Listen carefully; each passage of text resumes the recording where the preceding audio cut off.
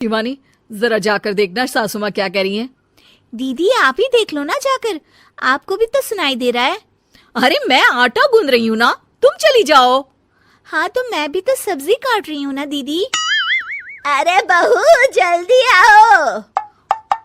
उफ़ो, ये तो जाएगी नहीं। मैं ही जाकर देखती हूँ कि क्या करना है। पल्लवी सुषमा के कमरे में जाती है। जी मम्मी जी, क्या हुआ? शाम को घर पर कुछ मेहमान आने वाले हैं, तो तुम अच्छा सा खाना बना लेना बहू। ठीक है मम्मी जी, आप बता दीजिए क्या क्या बनाना है और कितने लोग आ रहे हैं। सुनील की मौसी जी और उनका पूरा परिवार आ रहा है। कुल मिलाकर 3 लोग और हमें मिलाकर हुए 9 लोग। तो अभी से ही तैयारी करना शुरू कर दो। और हाँ, घर की सफाई भी कर देना, हाँ अच्छे से। जी मम्मी जी, सब काम हो जाएगा, आप चिंता मत कीजिए। पल्लवी शिवानी को घर में मेहमान आने वाले हैं इसके बारे में बताती है। क्या 9 लोगों का खाना बनाना होगा, घर की सफाई करनी है? बाप रे, सासू माँ ने तो हमें घर की नौकरानी ही समझ कर रखा है। ऐसा नहीं बोलते शिवानी, हम इस घर की बहू हैं और घर के काम करना हमारा फर्ज है। दीदी तो है ही सासू माँ की चमची, जब देखो सासू माँ सासू माँ। मैं तो इतना सारा काम नहीं करने वाली।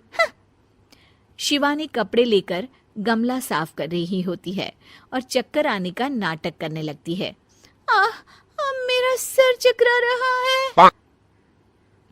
तभी वहां पल्लवी और सासू माँ जाते हैं। अरे बहू, क्या हो गया तुम्हें?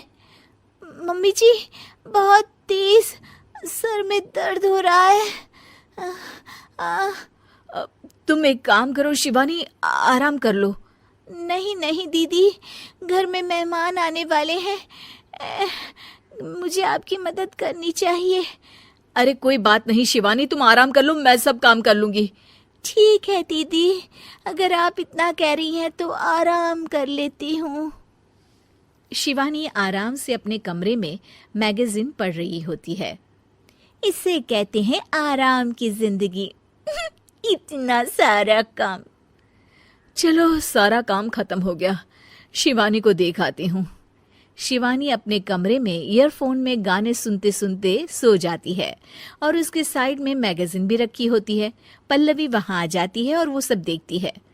ओहो, तो मतलब सब काम चोरी का बहाना था। अभी बताती हूँ इसको। घर का सारा काम मुझे करना पड़ा और ये महारानी यहाँ मैगजीन पढ़ रही है, गाने सुन रही है। पल्लवी रसोई से एक प्लेट और चम्मच लेकर आती है और शिवानी को थाली बजाकर उठाने लगती है। शिवानी अचानक से उठती है। उठ गई महारानी, गाने भी सुन लिए, मैगजीन भी पढ़ ली। तुम तो बहुत बड़ी झूठी निकली शिवानी। तुमने सर दर्द का बहाना बनाया ताकि काम करने से बच सको। हाँ बनाया बहाना, तो क्या करती, इतने सारे काम करती। मुझे कोई शौक नहीं है चापलूसी का। क्या चापलूसी? तुम्हें लगता है कि मैं सारे काम चापलूसी के लिए कर रही हूँ? नहीं तो क्या। तभी वहां सासू माँ आ जाती हैं। अरे बहू, वो लोग बस आने ही वाले हैं, तुम तैयारियां कर लो। जी सासू माँ, तुझे तो मैं बाद में देखती हूँ। सब खाना खाने बैठते हैं और खाना शुरू करते हैं। तभी सुनील की मौसी बोलती है। वाह भाई वाह, खाना तो बहुत ही अच्छा बना है सुषमा जी, एक एक चीज में क्या स्वाद है। ये सुनकर शिवानी मुंह बना लेती है।